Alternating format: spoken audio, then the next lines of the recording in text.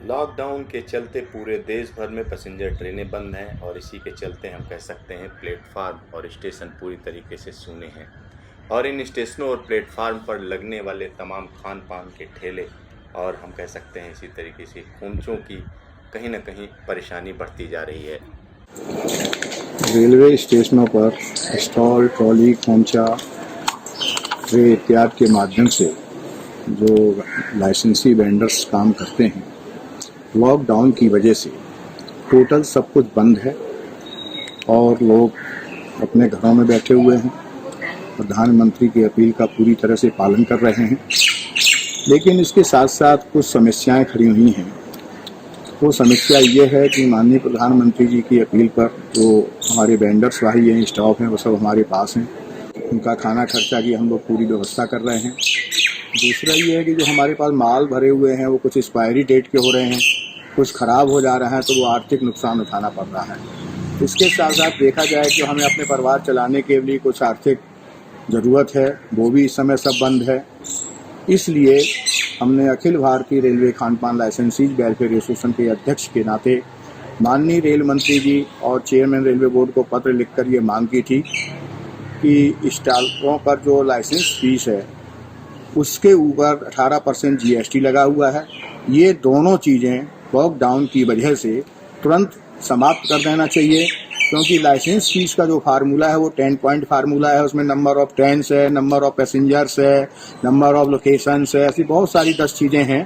तो ये लॉकडाउन की वजह से वो 10 पॉइंट फार्मूला ऑटोमेटिक समाप्त हो जाता है। जब वो फार्मूला समाप्त हो जाता है तो लाइसेंस फीस का कोई औचित्य नहीं है, इसलिए इसको तुरंत समाप्त किया जाना चाहिए। और इसके लिए मैंने ये पत्र रेल मंत्री जी को 28 मार्च को ही भेज दिया था, लेकिन अभी तक प्रशासन ने इस पर कोई निर्णय नहीं लिया है। मेरी मांग है, गरीब लाइसेंसी वेंडर्स की आर्थिक स्थिति को देखते हुए लाइसेंस की GST को तुरंत समाप्त किया जाना चाहिए। पूरे देश में 7,500 से ज़्यादा रेलवे स्टेशन हैं। इन रेलवे स्टेशनों पर हम कह सकते हैं तरह तरह की चीज़ें बेची जाती हैं, खरीदी जाती हैं, चाहे वो पीने का पानी हो या खाने पीने की वस्तुएं, या हम कह सकते हैं किताबें, पत्रिकाएं, ये सब बेचने वाली दुकानें। इन सब दुकानों में हम कह सकते हैं जो लोग सामान बेचते हैं उनको लाइसेंस दिया जाता है और सालों साल से ये काम चला रहा है। हाल फिलहाल में कई जगहों पर जो लाइसेंस की फ़ीस है वो बढ़ाई गई है, क्योंकि अगर स्टेशन पर गाड़ियाँ ज़्यादा आती हैं, फुटफॉल ज़्यादा होता है, तो वहाँ के जो लाइसेंस हैं वो काफ़ी महंगे होते हैं। ऐसे में हम कह सकते हैं 40 दिनों से लगातार रेलवे स्टेशन पर कामकाज ठप होना कहीं ना कहीं इन लाइसेंस धारकों के लिए मुसीबत बन गई है, क्योंकि लाइसेंस की फ़ीस तो जमा करनी ही है।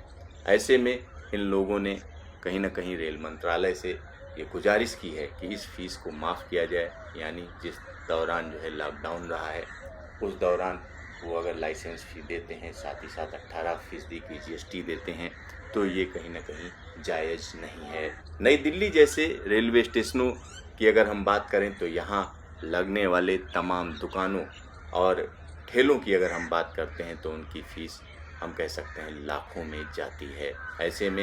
ऐसे में ये मांग जायज़ ही मालूम देती है कि इस दौरान यानी लॉकडाउन पीरियड के दौरान जो लाइसेंस फ़ी बनती है उसको ना लिया जाए, और ऐसी ही मांग यहाँ की जा रही है।